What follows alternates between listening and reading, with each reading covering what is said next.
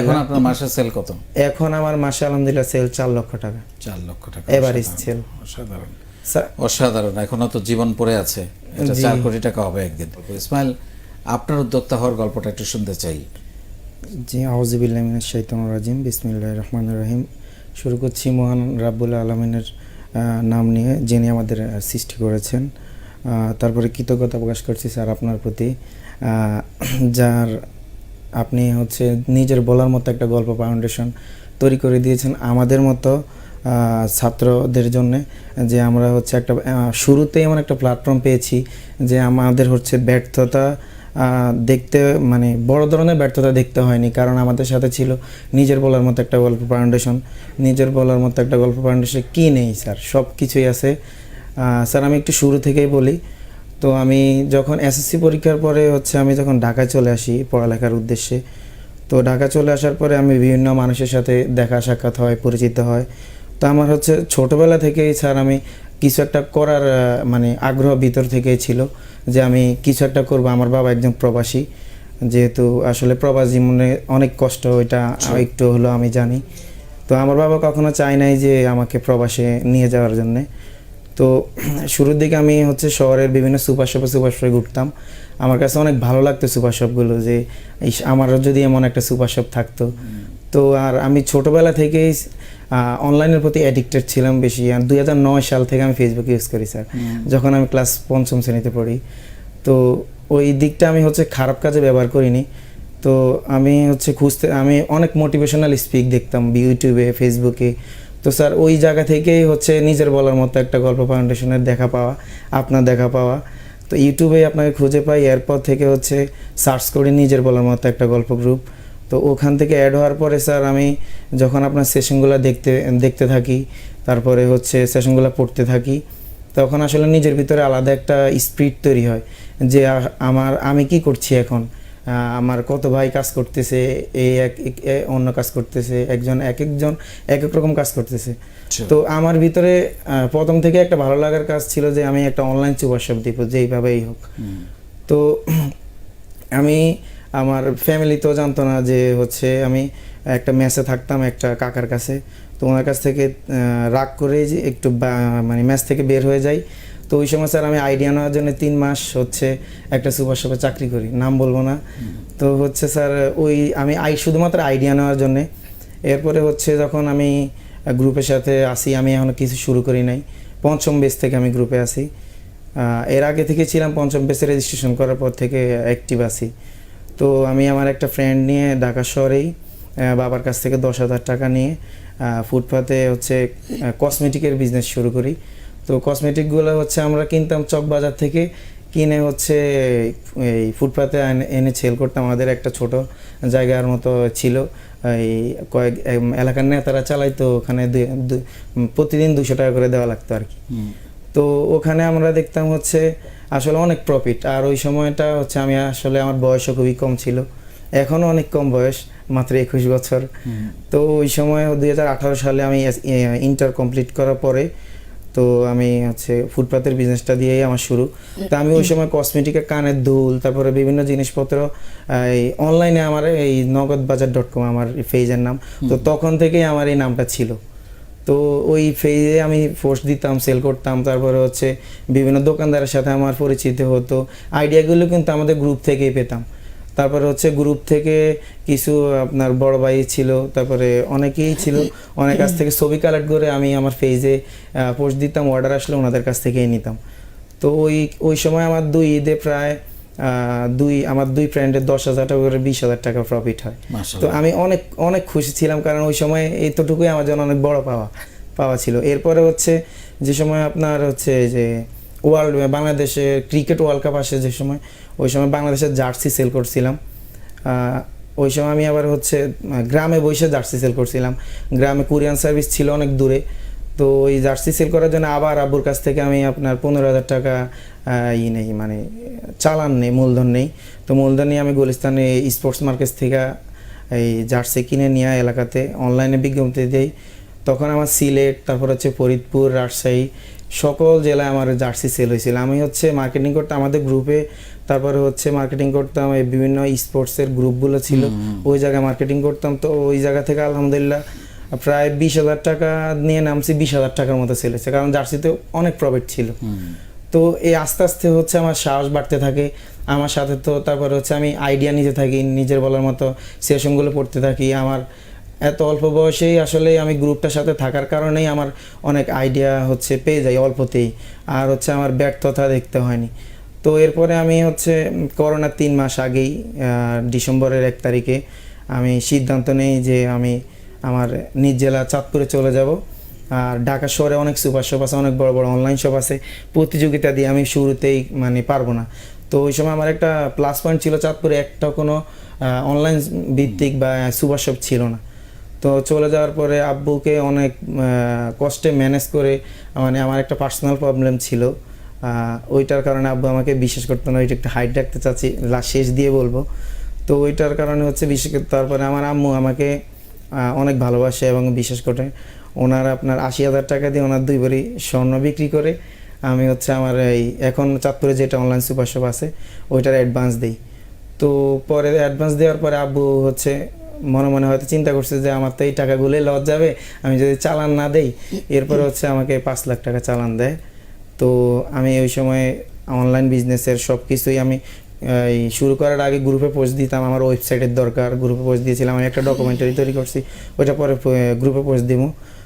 তো হচ্ছে যেই কাজই করতাম, আবার ডেকোরেশন করার সময় গ্রুপে পোস্ট দিয়েছিলাম যে আমি ডেকোরেশন করতেছি।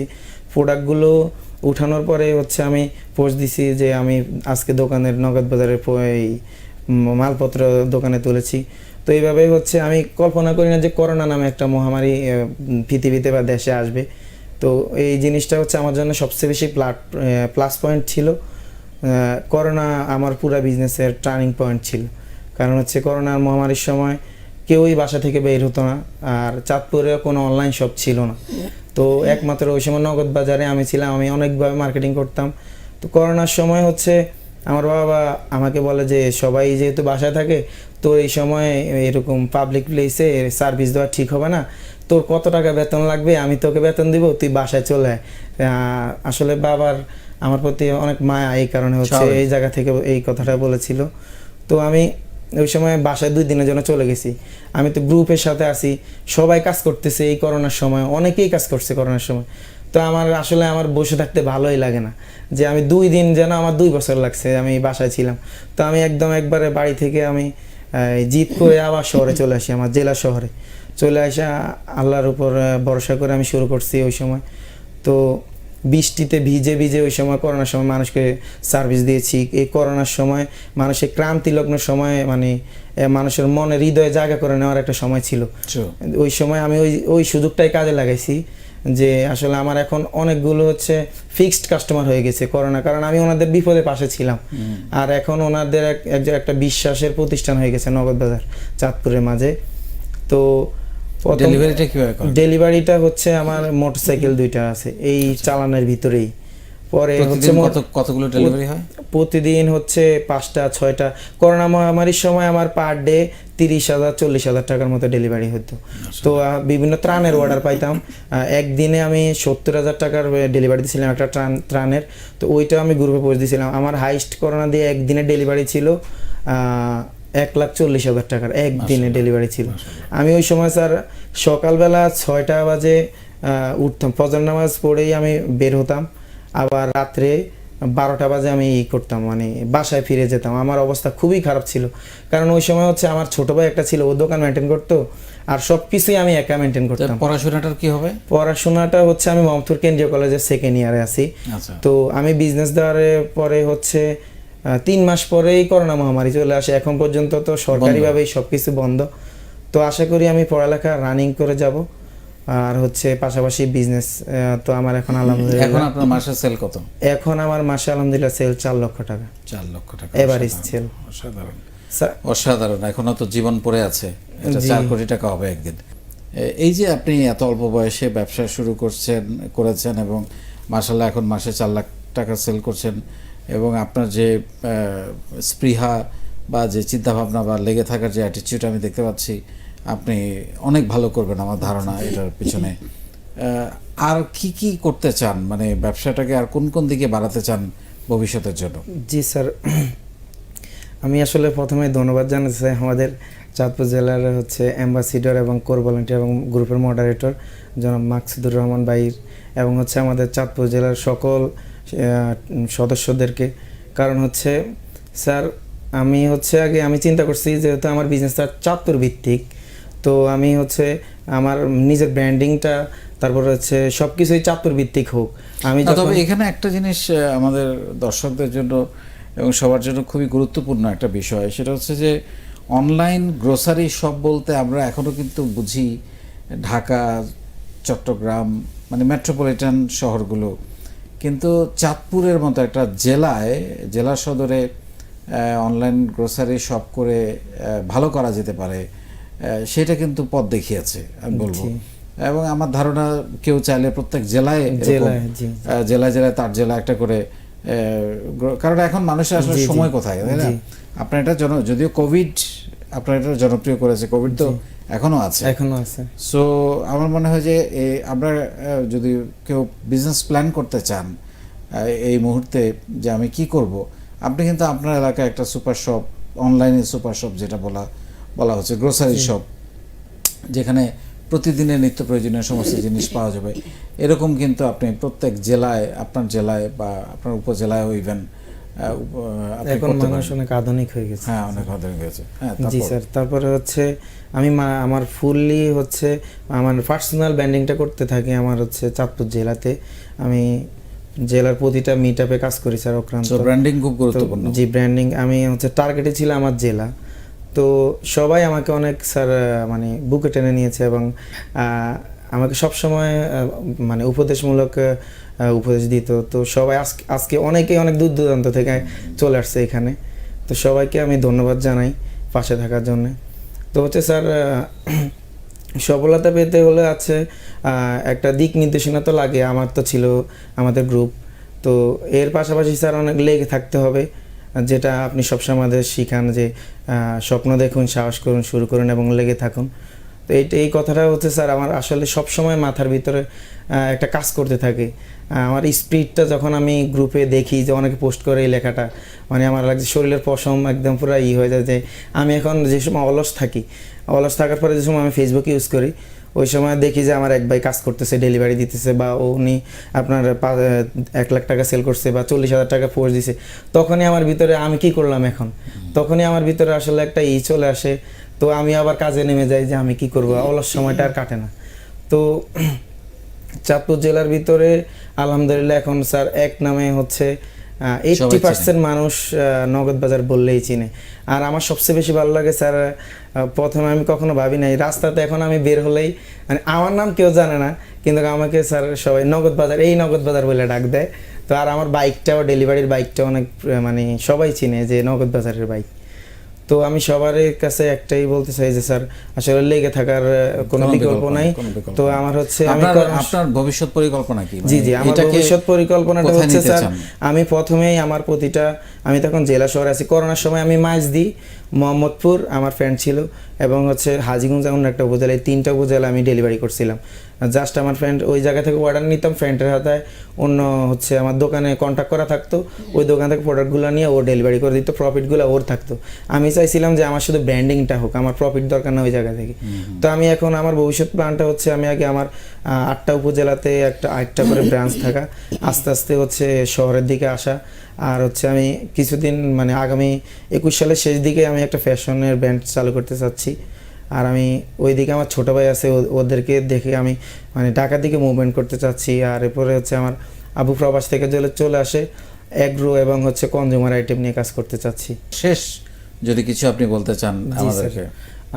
স্যার আমি বলতে চাচ্ছি যে আমি যখন ব্যবসাটা শুরু করি তখন হচ্ছে করোনা চলে আসার পরে হচ্ছে অনেকেই কিন্তু অনলাইন বিজনেসটা ভালো লাগা থেকে, তারপর হচ্ছে যে উনি বিজনেস করতেছে আমিও বিজনেস করব, এইটা ভালো লাগা থেকে অনেকেই জেলা শহরে আপনার বিজনেস শুরু করে দেয়।